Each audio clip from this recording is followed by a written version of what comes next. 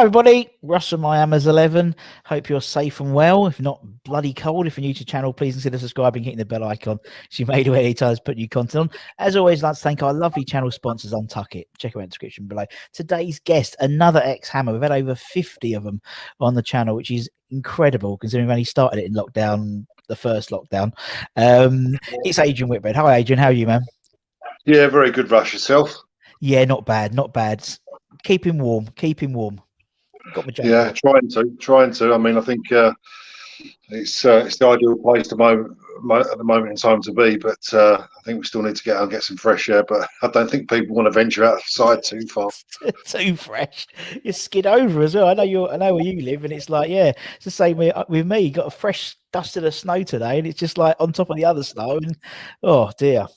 It's not great. It's not great, but it is, as you said, with the first lockdown, it was lovely because it was all 30 degrees, it was lovely. We could get away with that. Now it's actually freezing at the moment. So as you said, we can't go anywhere for the next couple of weeks at least. So we'll see. Yeah, no, we were very lucky, like you say, in the first lockdown with the weather. Yeah. And unfortunately, I think with the second and third waves that have gone on, I think it's been a lot more tougher, that's for sure. Yeah, definitely. How have you been sort of throughout the lockdown period? Not too bad. I mean, I'd sort of in between, I'd still been doing some football stuff. Obviously, with being overseas and then coming back, I think that's been the biggest bugbear. It's been difficult to get back into the game. So, most recently, I've teamed up with from a friend of a friend, a woman that runs Campione Academy actually in Chigwell, and I did some summer clinics with her, sort of social distancing to start with, small groups, and then that sort of led into some sort of holiday work when the kids were off school. And most recently, actually at the start of lockdown, I've had this idea for a long time about doing my own elite clinics, and just feel that the younger generation don't really go out and practice as much as what they should do, because it's all done in a team environment now. So we're in the process of doing that. So that's exciting. I mean, that was meant to happen probably in the summer holidays last year, was when we were looking at it. So, Campione Elite and AWEFC is kind of ready to go coming out of lockdown. I'm pretty sure kids will want to be outside more than what they will do on their laptop, iPads and phones. Well, you think so, wouldn't you? You bloody well hope so. It's I don't know how we'd cope if we had to do this 15, 20 years ago. Do you know what I mean? It'd be like no Netflix, no iPads, no YouTube, and well, you know what, Russ? Back then, and this is the reason why I've done it, is really back then there wasn't this around, and you used to go out and play with your mates, and you'd be gone at 7 o'clock in the morning and maybe make one telephone call from a payphone, the red telephone box, and call your mum and dad just to let them know that you're safe and sound. And then you'd be an hour late coming home because you wanted to make the most of the daylight that was going on into the evening. We just used to play out. And I know it doesn't sound very sort of entertaining, but that's what we did as kids, and it was the old saying, jumpers were goalposts. You used to put your sweat tops down or your bags down and make 2 goals and kick around and play football and play Wembley and, headers and volleys. Yeah, next goal's a winner. It's always next goal's a winner. You used your imagination. You pretended you were certain players that were playing in that era that you looked up to, and you watch World Cups and Euros and you absolutely loved the game. And I just think nowadays it's just too easy just to pick the phone up and go on social media, and it takes away a lot of what kids should really be doing, is getting out and about.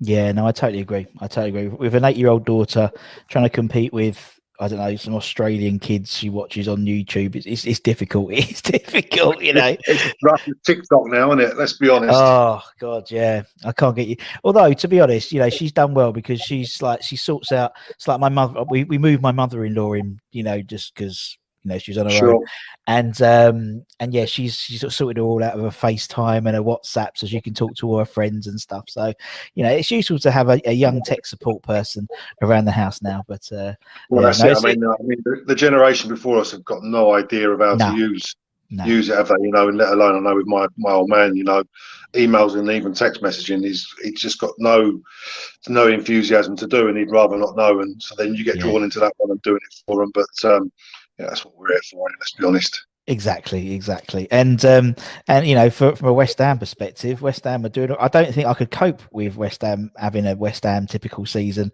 and having a lockdown. So the fact that we're doing all right at the moment makes things a bit better for me, to be honest. Probably says a lot. Probably says a lot that the crowd's not allowed in the stadium, right? Let's be honest. Typical, isn't it? It's so typical, isn't it? It's typical, isn't it? You know, it's but no, it's and as an ex-player, Adrian, I mean, you played for obviously a few different clubs. Do you, when the results come in, you know, do you always look out for, oh, how have Orient done, how have West Ham done, how have Swindon done? Yeah, I think you do tend to. Yeah, Well, I know you do. You know, and I speak to a lot of other players and contacts and teams that they've been at. And I suppose it also depends on how your time was at that yeah, football club, because I'm sure that there's some players that have left certain football clubs and hope they don't win every game once they've left, you know. But you watch it from afar and you see all the stuff that's going on in football, and especially clubs that I've been at, you know, your Portsmouths, your Readings, yeah, obviously West Ham going into a new stadium not so long ago, and obviously Orient. And it's uncertain times for a lot of those lower clubs, and it's yeah, difficult. And even the bigger clubs, because, you know, their expenditure is unbelievable nowadays with everything. But, you know, it's we just all hope that we get through it, and, you know, supporters can get back inside the stadiums. That's the main thing. And I think it's the one thing that no disrespect, the normal average working bloke, woman wants to go and do is go and support their team, yeah. and have that to look forward to on a Saturday afternoon. And, you know, more often than not, probably vent a little bit and get it out of the system, so the old man don't get it when you get home, you know. It's so true.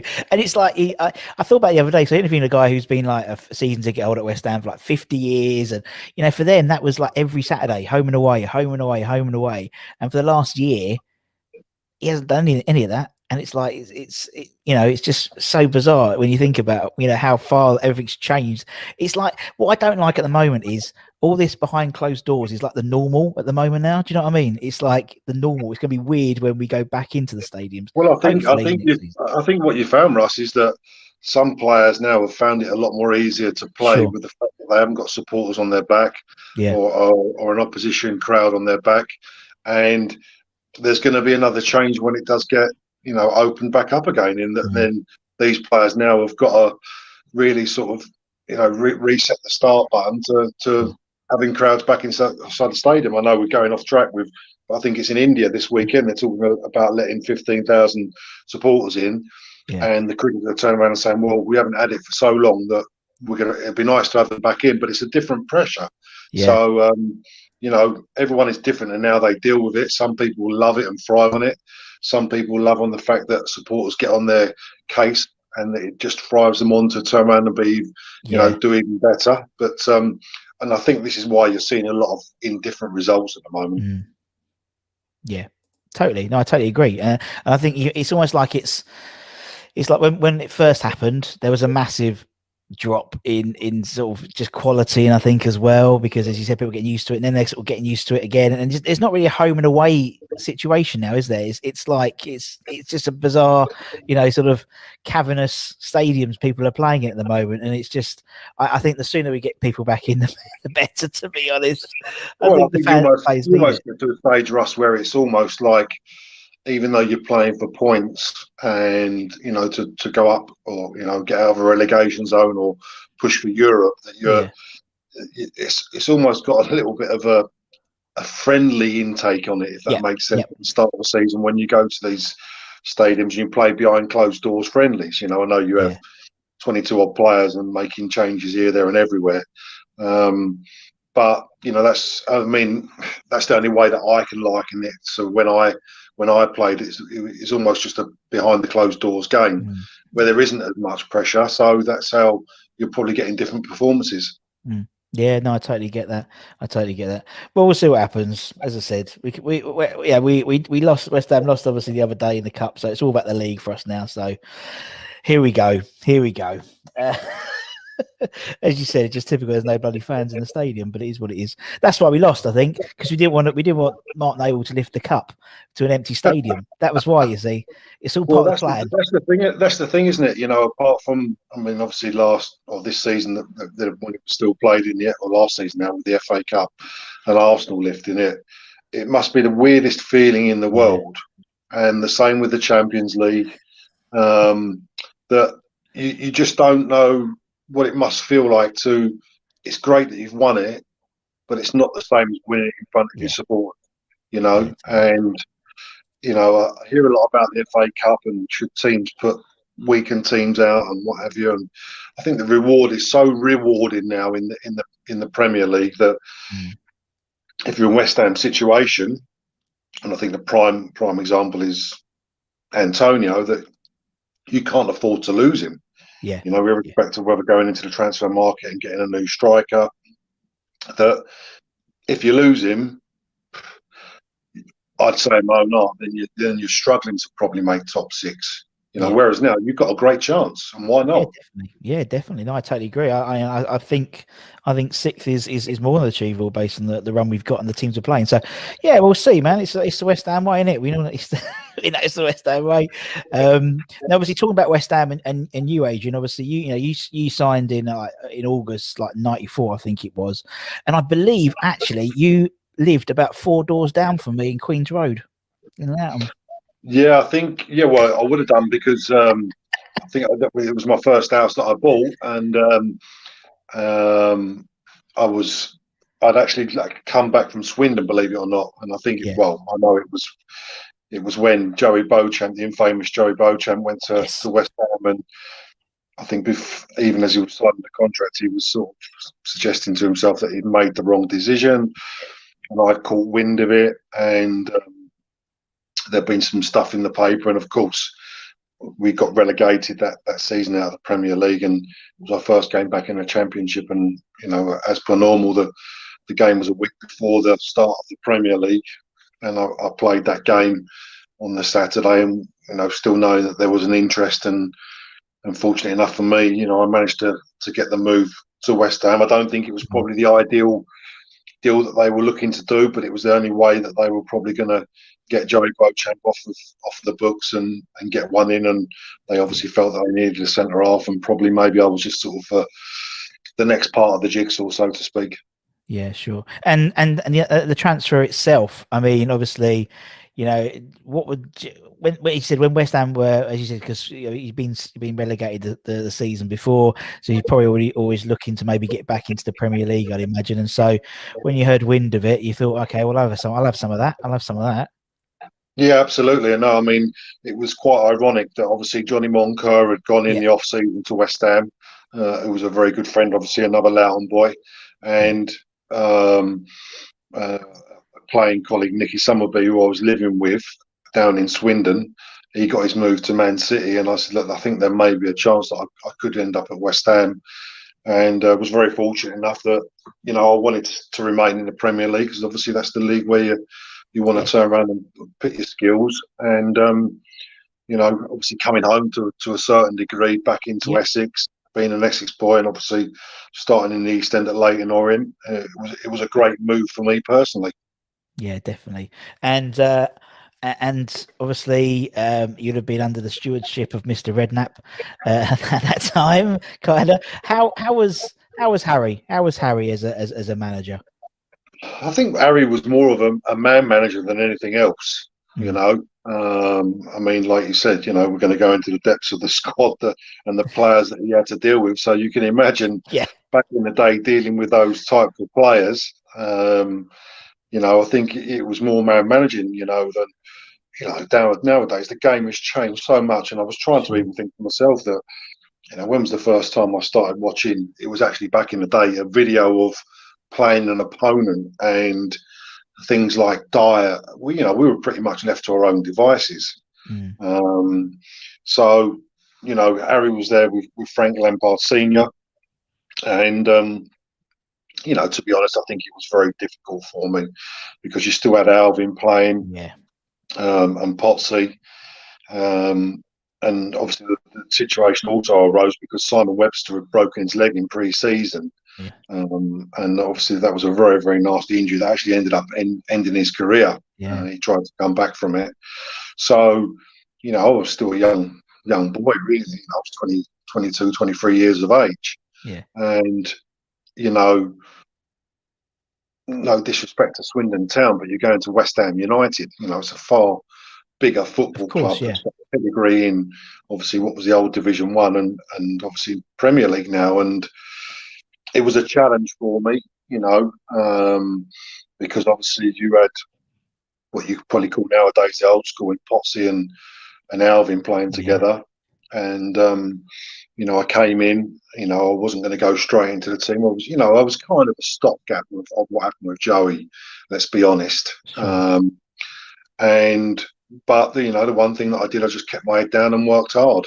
Of course. And, I thought my chance would come, but it didn't really materialise. And I picked up an injury as well that was very long term in the end, that unfortunately at the time nobody had ever heard about. And I tried playing with it and probably was never, I know no pro's ever at 100%, but I was nowhere near probably even 80, even 88, 85% in trying to play. You have to play at your maximum in the Premier League. And, Sure, yeah. I was training and taking days off, and, it got to the stage where I could barely walk after training. I was trying to take the weight off of my heel, and the injury was the plantar fasciitis. And it hindered me for a very, very long time. Yeah. And as you said, you had Alvin, you had Steve Potts, you had Slav, you had the emergence of Rio as another centre back. That was four already. Arguably West Ham legends really in the game. They became. It must have been really, really tricky. Obviously when you went, you knew that was going to be the case. You knew there was going to Alvin and Potsy were there and stuff. So again, it's, as you said, you had to just keep your nut down. And you still ended up with injury and stuff, and obviously those four centre backs in front of you really. I think you've played, was it 14 first team appearances? To be honest, Adrian, there's hundreds of thousands of people, millions of people who would swap their life for you just because you walked out of the pitch at Upton Park and stuff, innit? So yeah, the Bowling Ground was an unbelievable ground for atmosphere, and some of the games, even when I was just even sitting on the bench, at the end of the season when we played Manchester United and beat them, and it stopped them from winning the league. And I always knew that I was going up another step in level when going to West Ham. Yeah. But do you know what the funny thing is? I don't think there's too many nowadays. I just wanted to play. I wanted to play football, and even playing reserve team football for West Ham was an honour. But I wanted to get back into that first team environment, because that's all I'd ever known. As a young kid growing up at 17, I was playing first team football. So to then come to a place like West Ham and probably have to sit there with Alvin probably coming to the end of his career, Steve Potts being a fan favourite, Slaven coming in, Mark Reaper coming in, and then obviously the emergence of Rio sort of in the final year of my contract. And that was tough because obviously, like everybody knows, Rio talent was unbelievable at such a young age. But I always remember it. We went away to Arsenal at Highbury, and Arsenal was my team.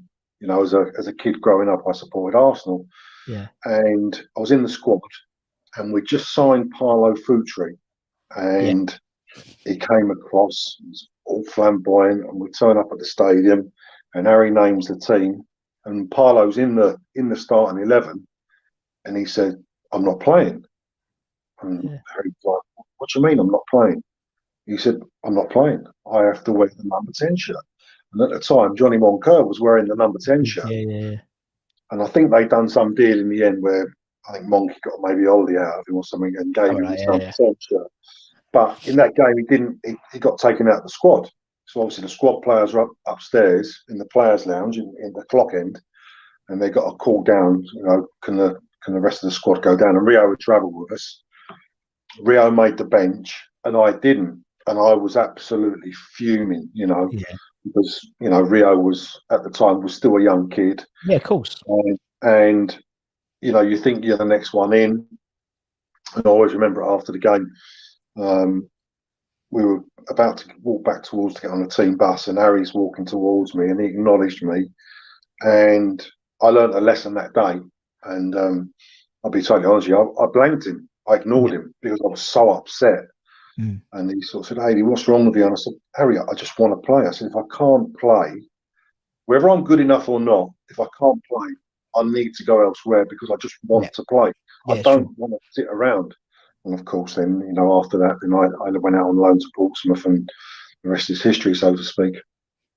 But I think that's a credit to you, Adrian, in that, so you said, a lot of people are happy just to sit on the bench and are happy to pick up their wage check, and even it seems more days in the modern game now, so to speak. I think I might do nowadays, Russ, to be fair. Yeah, I think in terms of how much they earn, I'll sit there, I'll keep the bench warm, even if it's minus whether it's 21 or whatever it was last night. I'll do that for 50 grand a week, 100 grand a week. So yeah, but I know what you mean. At least it does take. I think it does take bottle to say someone to Harry Redknapp, who's such a icon, to say, actually, no, I'm pissed off, mate. I want to play football. I think he valued it, Russ. I think definitely.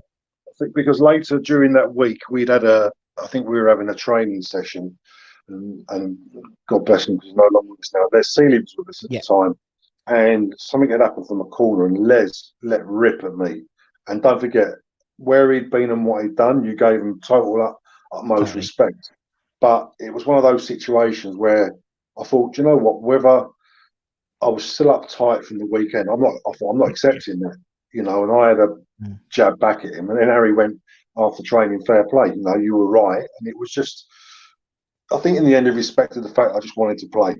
Yeah, definitely. And as you said, you mentioned Les. Also, we've had Joe on the channel, his son, and various others. I mean, you've mentioned a few of those players. I mean, there was a lot of big personalities in that dressing room at that time. As you said, Monks and Bish and people like that. I mean, what was training like with them lot around all the time? I mean, training was brilliant, I mean, just to be able to go out and train with those guys. That's why I went back to West Ham, from Swindon. I wanted to be against those high caliber player. But, it was a group. It was, in actual fact, it was pretty much a very tight-knit group, irrespective of whoever came in. And I think, and the funny thing is, even though this young kid from Essex at 22 years of age was amongst established pros, you're talking pros that were established, it was difficult, but I think they accepted me, they liked me. And, I felt as if I was part of their group. And I always remember when Slav came in, and he said to me one day, he said, I can't understand why you're not playing. And again, look, the game's all about opinions, and I'm sure there's West Ham fans tenfold will turn around and say I was rubbish or this, that, and the other. Sure, yeah. But when Slav had said it to me, I thought, do you know what? It's actually really nice to hear. Yeah. That he could see something in me on a day-to-day basis in training that he felt warranted a place in the team, or at the very least playing in the Premier League. Yeah. And so that was nice. But in the end, like you say, it didn't work out, and through injury and not being selected, and the emergence of Rio, Slaven then coming in with Mark Reaper, I pretty much knew then that I wasn't going to get in the team because they were international players. Sure, of course. And in the end, I think I made the right decision because I went to Portsmouth and I played all the games for the rest of the season whilst I was on loan, and then made the transfer permanent and was made captain the following season. Yeah, I mean, you played loads of games at Portsmouth, 130 odd games, 140 games on that, wasn't it? It was, and as you said, it definitely was the right decision. And obviously, after you finished, after you retired, we're just touching it because I love, because we've had like people like Pete Butler on who's like Liberian team manager, and he's Botswana, and you've had a bit of travelling. You've had a bit of travelling on the old management front, haven't you, in the coaching side? Bahrain under 23s and Puerto Rico. You've done all right, and you've got your miles on. Do you know what, Russ? The funny thing is, and probably, a lot of people will know about it now because obviously I was with Martin Allen as his assistant. Yeah. And to this day, and I was racking my brain how it actually all came about. And, obviously Martin was at West Ham the same time I was there. Yeah. Martin then went off to Portsmouth, and then I went on loan and travelled with Martin down to Portsmouth via car because obviously I was only on loan.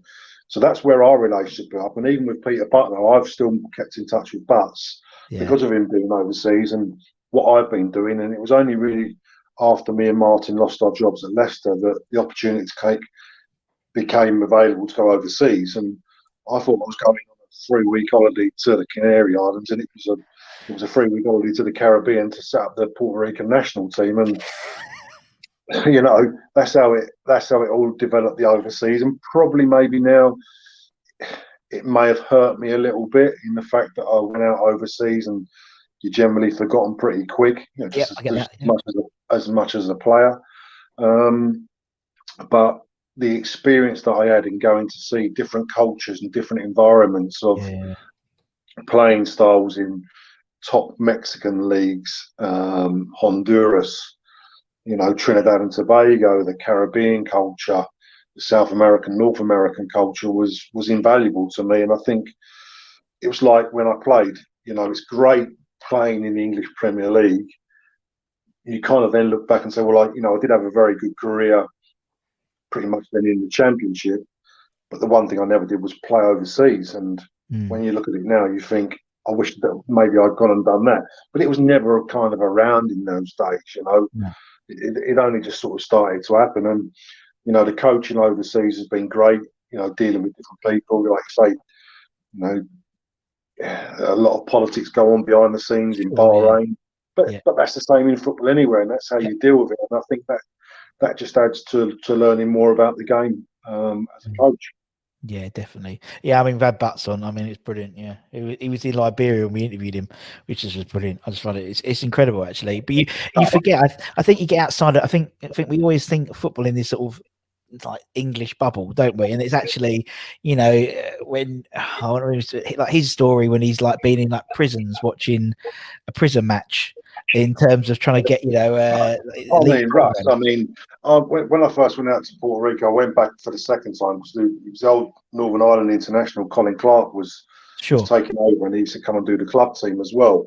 Yeah. And when I went out there, he said, right, I need to go and stay with the players because obviously we were playing in an American league, and it's such a big country that you're traveling everywhere by plane. But so initially to start, when you're bringing the players in, you can't just tell them to jump in their car and drive into training. You've got to fly players in from the West Coast, pick them up at the airport and bring them in, and then take them to sort of live somewhere for a month until their accommodation's ready. And I always remember we had to turn around, literally go to the equivalent of IKEA in Puerto Rico and buy flat pack beds and duvets and set them all up because you wanted to be professional, and then have the main director of the football club trying to jimmy the light switch to turn around and make the electrics work. And then when you've got all the players in, the manager says, well, I'd like you to stay with him, but there's not a bed for you, so you sleep on the kitchen floor. Again, I've learned a lot of this from Martin Allen, if I'm being totally honest, and I think everybody knows Martin's, you either love him or you hate him. He's Marmite, isn't he? Let's be honest. That's how people can be with him. But his loyalty and his man management towards players was second to none in making sure that they could turn around and just come and play football when they did, and taking an interest in their well-being outside of the game and not just forgetting about them. It's become a massive thing nowadays. And I think even from the Europeans that come in now, that when they come into a club like West Ham, they've got a chaperone that looks after them and takes them and gets them used to the environment. And but my brother always says to me, I don't know why you don't keep a log of it and write a book, because of the stories and where I've been and what I've done. And the reason why we're talking this morning, is to just get a little bit of an insight into what's been going on and how football does work. I mean, like I say, I'm not in the game in a coaching capacity at the moment. I'd love to get back in. I'm trying to find other ways to do things. At the moment, I'm helping out with actually taking vulnerable disability children to school. So, I can't sit still. I don't like sitting at home. Yeah. That's the other side to me, and I think that's why people can relate to me. Is that I'm just a normal bloke, and I've never ever changed, Russ. Yeah, no, I get it, and I mean, to be honest, I've been in Puerto Rico. It's a beautiful place as well.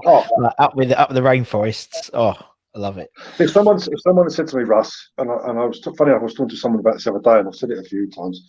If someone was to offer me a contract of 10 years guaranteed, and you kind of just get through, the quality of life is unbelievable. Yeah. I mean, I was waking up when they got the football club running, and it happened on 3 separate occasions for me because I went from the assistant to the coach, and the team folded. Then a new team came back, and I took over as the head coach and had to set up a brand new team. And I was very, very lucky. Was I lucky? Well, no. There must have been something about me that they liked. They wanted me to come and be their head coach, and I was literally a width of a road, living in this apartment overlooking the ocean, going in and training at 6 o'clock in the morning because you couldn't train past 10 o'clock because it was too hot. Finishing by 12 o'clock. There wasn't really any scouting to do because the country was too big and we didn't have the budget for me to fly out here, there, and everywhere and watch things online. And it was, and I do think it added probably years to my life. And that was the one thing that I did notice, that when I did come back from being overseas, that everything is so quick over here. Everything is so quick, and it is a lot more stressful. Yeah. No, I get that. Get that totally. Yeah. I remember once when I was in Puerto Rico, we jumped in a cab and just asked a bloke to just show us around. And I think we was in the cab for about 15 hours. He was just showing us everything. He showed us the battle site. He took us up to the rainforest. No, I love it. Yeah, I mean, the one thing was, I found the people in Puerto Rico so accommodating. Yeah, definitely. I learned a little bit of Spanish, and when I tried it and I got it wrong, they laughed, but they loved the fact that you tried. And every morning when you woke up and you walked somewhere, it didn't matter who it was, they always said good morning. I relate to it again. I remember the first year after being away for a whole year, I went out in Epping and went to get a coffee, and I opened the door for someone, and this probably an elderly couple walked out, and I went, good morning, opened the door to them, and they walked straight past me, Russ, and they must have thought I was some form of serial killer or something, because it was just like it wasn't the norm. And I think that's Epping for you, isn't it? That's Epping for you. That's it. I think there's a lot to be said for it. It doesn't, especially now in today's climate, it doesn't take much to say hello and good morning, does it? It's true, actually. And I think, if anything, looping back to the whole thing that's happening at the moment, I think people, when you walk down the road, and people seem a lot more, hello, how are you? Because they probably haven't seen anyone, to be honest, for a day. And so, like the other day, I was walking up to the co-op. That's how I roll, Adrian. Walking up to the co-op, living the dream, and 3 people said hello to me in about 5 minutes. It was so bizarre, and people I don't know, but no, I know what you mean. It's, I think also, Russ. I mean, like you said, back when the initial first lockdown happened, I know we're a little away from football at the moment, but the sunshine made such a massive difference to people's lives. I've noticed recently with waking up early and doing it of school running around and what have you for these kids, that it's starting to get lighter. It's getting lighter in the evening. I know whether last night. And I was sat in the car the other day with the personal assistant that was helping out with the kids. And I said to her, look, I know we're fully clothed here now at the moment. I said, but vision this, the sun's out. As I know it's cold outside, but you could be wearing a pair of shorts. And we're not far away from that. You know what I mean? No, we just got to get through this next 6 to 8 weeks, and then we'll be back flying again. Hopefully, yeah, he's open, mate. Right, okie dokie. Let's talk about your Hammers 11. So basically, everyone we've had on the channel, bar Harry actually, and Bish, actually thinking about it, has given an 11. So for the fans, we get to pick players they've been alive to see play, but for the players, we like to pick people that they worked with at that time at West Ham, played, trained, etc. And you've got quite. I mean, there's. As I said, we've probably interviewed quite a few of the people that you're probably going to put into your team as well, which is quite good. So that's what we'll do, and everyone loves it because it's just a bit of fun. It's a bit of fun, And you can pick yourself, Aid, if you want to get those appearances back up, mate. I don't think I could with those players. I'm going to tell you that. Well, unsurprisingly, it's probably some of them you have picked themselves in their team, I'd imagine, just because of who they are. Right? Okay, so probably the easiest one is probably in goal for you, I reckon, isn't it? Maybe Ludo. Yeah, that's what I was going to say. I mean, he was a specimen, and even when we had pre-seasons, he was at the front of running. He was a machine. So and he was. I mean, he didn't speak loads of English, but he had a sense of humour and he was quite funny. When he smiled, he had a great smile. So yeah, definitely Ludo in goal. Yeah, top man, lovely guy. Right, let's go. What do you want to play? 4-4-2? Is it easy enough? I was working this through my head, Russ. I think I might have to play a 4-4-3-3, 4-5-1, just to get in the personality. Okay, all personnel right, in. okay. I like it. I like it. Right, okay. Let's see what I can do on the. Are we going? Okay, let's go. All right, let's pick another probably easy one. Let's go left back. Who would be left back for you? Norm, Julian Dix. Yeah. I mean, I don't think he was there initially, or he just left the first time I went there. But then Harry brought him back, and of course, reputation leads before itself. He was a West Ham legend icon, you know. And Yeah. again, just watching this player come back in, and we all know that he'd had the knee injury. And Yeah. do you know what? The funny thing is, I hit it off with him. I got on really well. I got on really, really well with him. And I always remember we were two stories. We were away at an end of season trip in Spain, and I won't name names. But Norm was flying at the time at left back, Yeah. and we bumped into the assistant manager of England out in Spain. Yes.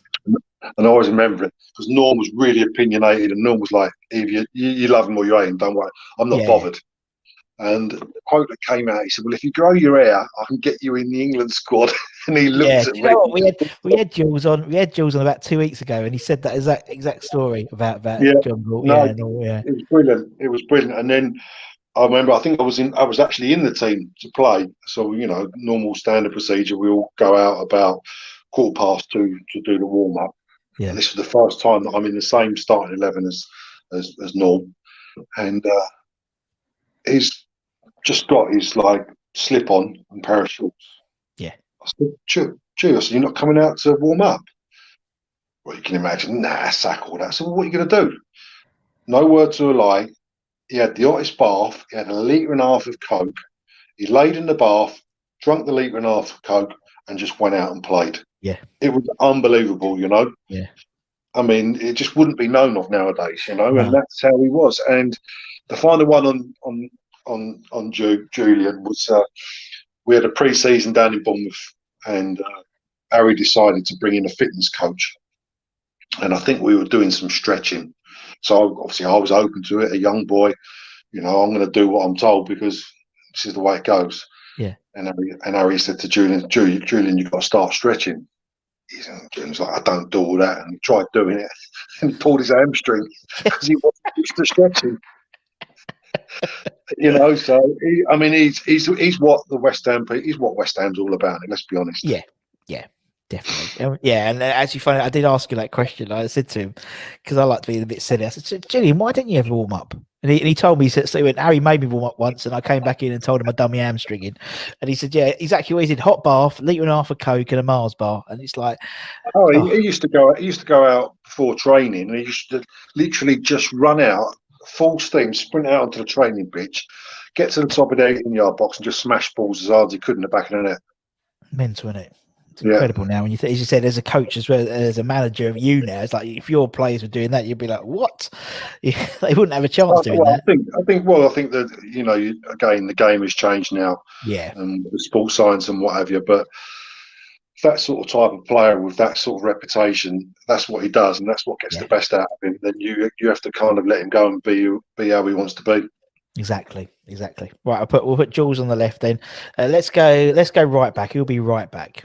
This was difficult. There was probably two in the equation: Kenny Brown and Timmy Breaker.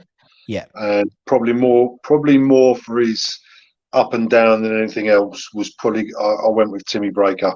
Yeah, definitely. Yeah, he was one of those players, and again, it's like because he was so consistent, people tend to forget about him. Do you know what I mean? It's like 7 out of 10 players, no one ever seems to remember.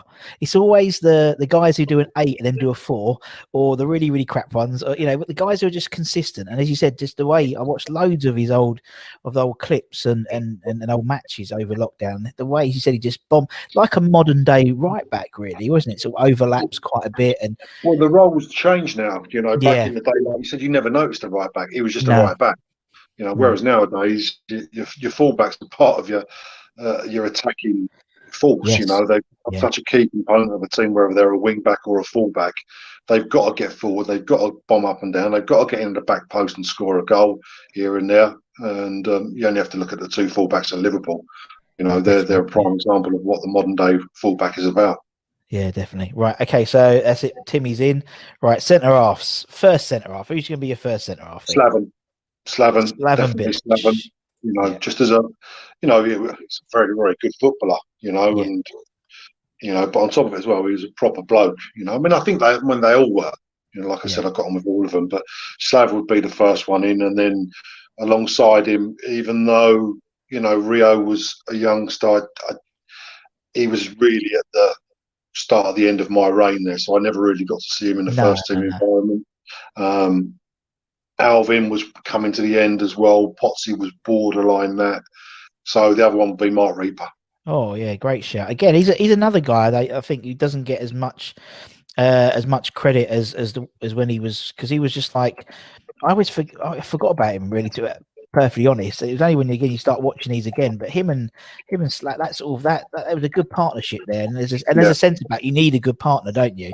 It's like now with Dawson and Ogbonna. Hopefully Ogbonna, if he's not injured. Yeah, It's so important. Everything, if you get a good centre back partnership, it seems everything else hangs off it. Do you know what I mean? And yeah, Reeves was a great player. I had one partner, Russ, where down at Portsmouth, named Andy Orford. He won't mind me naming him, and we used to play alongside each other. And one day the ball went over the top of his head, and he weren't the type of player. He hated running, and he looked at me, and it was on his side of the pitch and down his channel. He looked at me, and he just said, "Whit, can't get there," and he just point blank, he refused to run, and I had to run from the other side of the pitch over. And like you said, but we laugh and joke about it nowadays. But that's what you knew. You knew what people's strengths and weaknesses were. Definitely, yeah, definitely. Right, okay, Date. So we got Reeps, we got there's a back four, we got Ludo. Right, okay, let's go into midfield. Right, whatever formation you're going to play, who's going to be your first person? Okay, so first one, I'll put it's got to be my old boss, Martin Allen. I've got to have Martin in there. You know, not just as a friend, he was loved. He was loved at West Ham just because, you know, and you know, I've got great memories with him as a player, but also as a coach, and still speak to him nowadays. And I always remember the story. I don't think it was probably until the last 5 years. Bearing in mind, I've known him for 25 years. Yeah.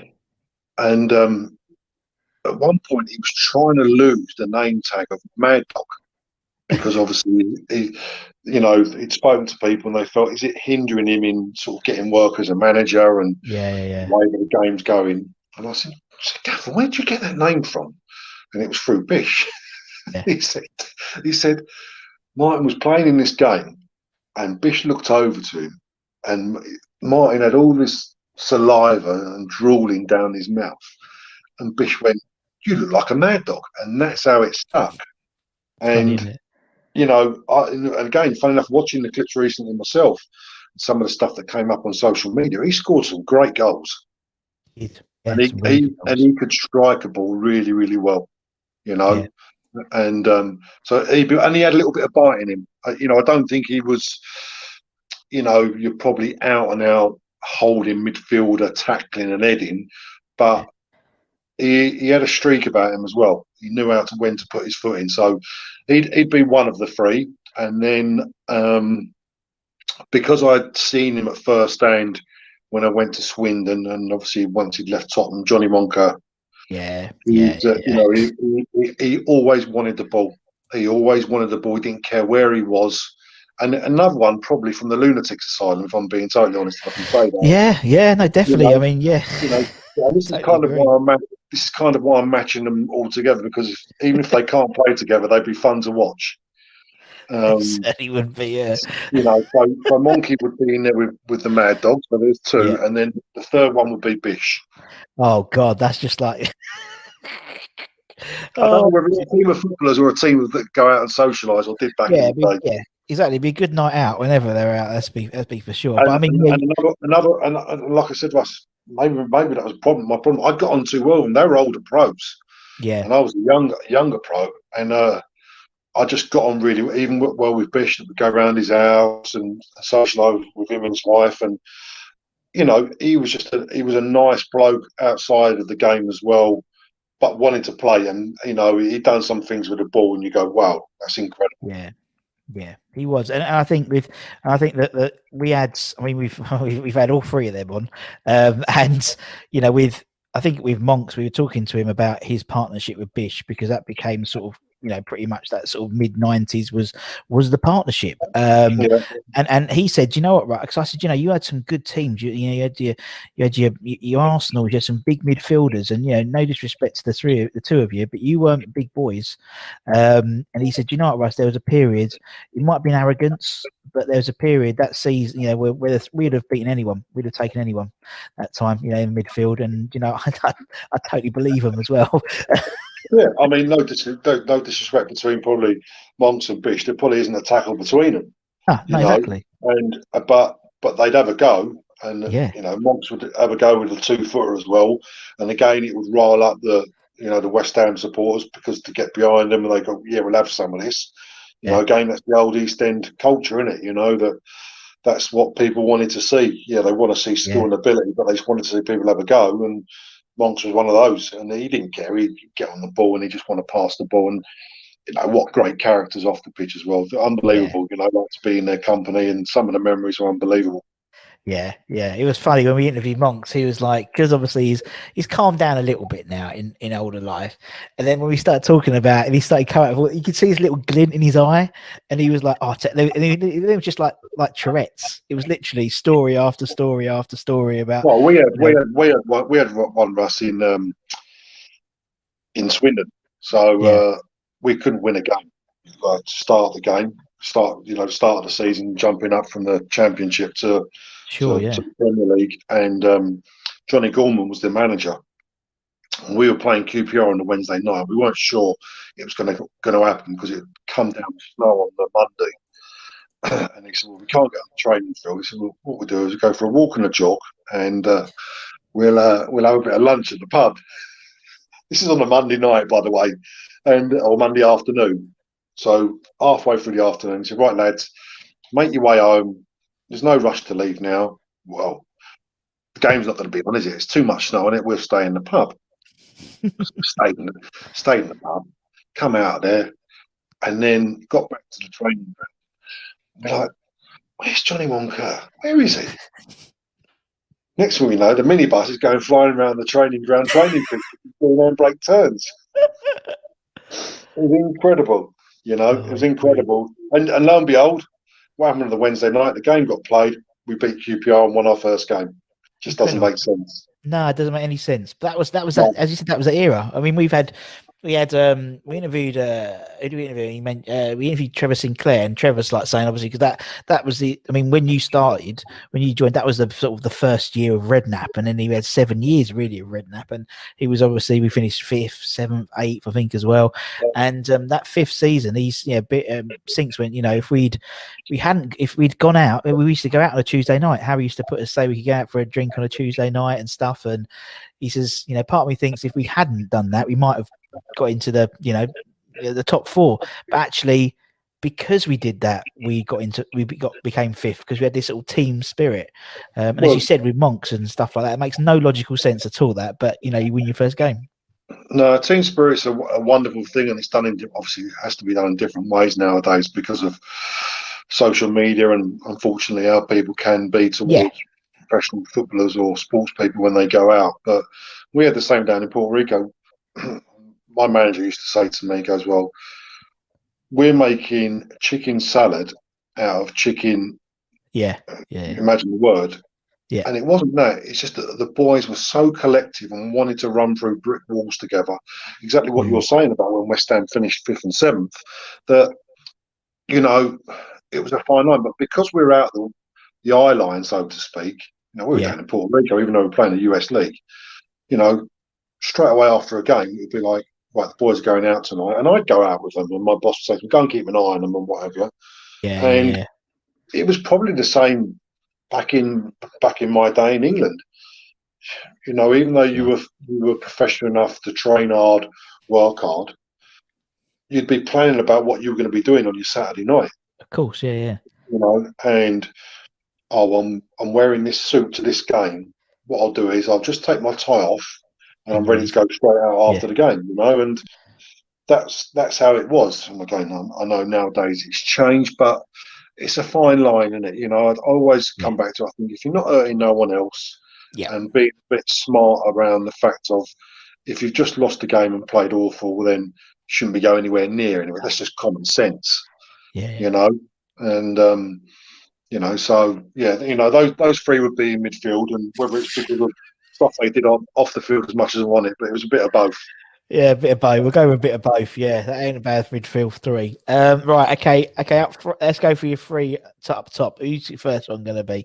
Then Adrian. Okay, I had to think about this, and Yeah. I'm going to throw Stan Lazaridis on the Oh, do left-hand you know side. what? Oh, he was one of my idols when I was young. Like old Laser, such a nice bloke.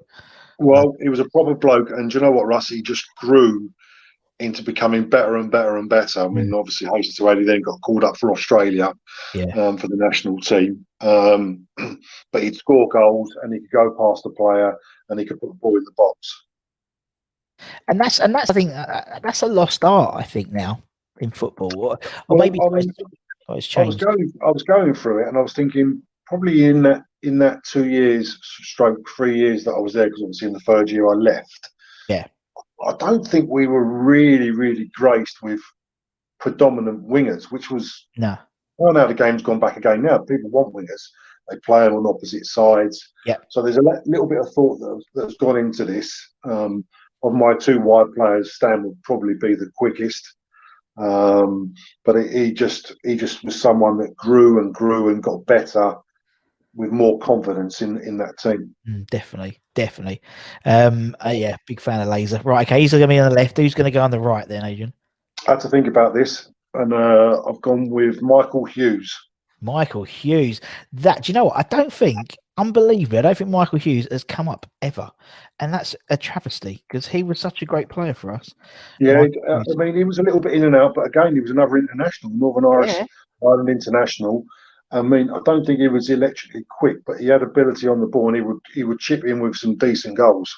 Yeah, definitely. I mean, I couldn't really. I mean, there was Matty Holmes as well that I thought about. Yeah, You know, and I just didn't think. I thought they would be the two most probably productive within the team that yeah, I know, that when I played with. You know, Matty again wasn't blessed with pace, but could do a bit and go yeah, past the player. But yeah, I didn't think within our squads over that 2.5 years there was probably anyone else that I would be able to put out there. Not the fact that I'm just putting him out there, but there was other people that I could have probably thought about putting personnel wise, but they were yeah. the two wide players for me. Front of your mind, no, definitely. Yeah, great shout, Mickey Hughes. Right, so we got Lays on the left, Hughesy on the right. Who's going to spearhead it? This is going to work into the free midfield and my left back, knowing what they're like outside, or were like outside of the game in socialising. It would have been Don Hutchison. Bloody hell! Because again, do you know what? I looked at it and I just thought the fact that coming from Liverpool, Yeah, it could have been a little bit of a demotion for him because he'd been at Liverpool and he'd done well. yeah, And again, he probably isn't an out-and-out centre forward. He's probably more of a number 10, if the yeah, truth be known. But within the team that we had and the strikers that I looked at in Steve Jones, TC, was coming towards the end of his career after coming back. I just felt he was still at a young age around that era and he could score goals. He had great technique, and great shout. another one that would probably go into the lunatic asylum with us all. Yeah, exactly. Yeah, it's somewhat of a lunatic asylum at 11, to be honest. But I mean, Hutch is like, now West Ham could be playing with a false 9 at the moment. If things are led to be believed with Antonio and whatnot, Hutch would have been a great false 9, wouldn't he? Yeah, I mean, I think that's what I said. I mean, I was struggling to make him an out-and-out centre forward, but it was the only way that I could get him in the team with pushing the free in midfield that I had. Yeah. I mean, let's be honest. There's probably plenty of goals in that team. Oh yeah. Oh, it's definitely. I mean, there's goals in that team there. So yeah. So yeah, as I said, there's a lot. You got Laser. I think there's a lot of creativity. Lot of creativity, and as I said, the nights out will be a giggle. That's for sure. I think we'd be the best. We'd be the best 11 for a night out. That's for sure. Even though I'm on it, perhaps I just have to be the manager, and I'll just go with Be them the and take manager. whatever comes my way. Yeah, and you got to take them out and keep an eye on them in it around Epping Yeah. or you know, in Loughton down the old. I don't know what the pubs were when you were around there. There would have been the Standard. There'd have been Yeah, the Royal Oak. yeah, Royal. Oh yeah, the Royal Oak. Yeah, I forgot about the Royal Oak. Yeah, that was the one, wasn't it? And the drive-by. Adrian, man, it's been lovely. I've really enjoyed it. Thank you so much for your time, man. It's been You're welcome. really fun. Obviously, thanks to everyone for watching as well or listening, whatever you're going to do. If you give it a like, give it a share, and from myself and from Adrian, take care, everyone. Stay safe. Wash those hands. Get your jabs. Come in your irons, and we'll see you again very soon. Take care. Take care, Russ. Love you all.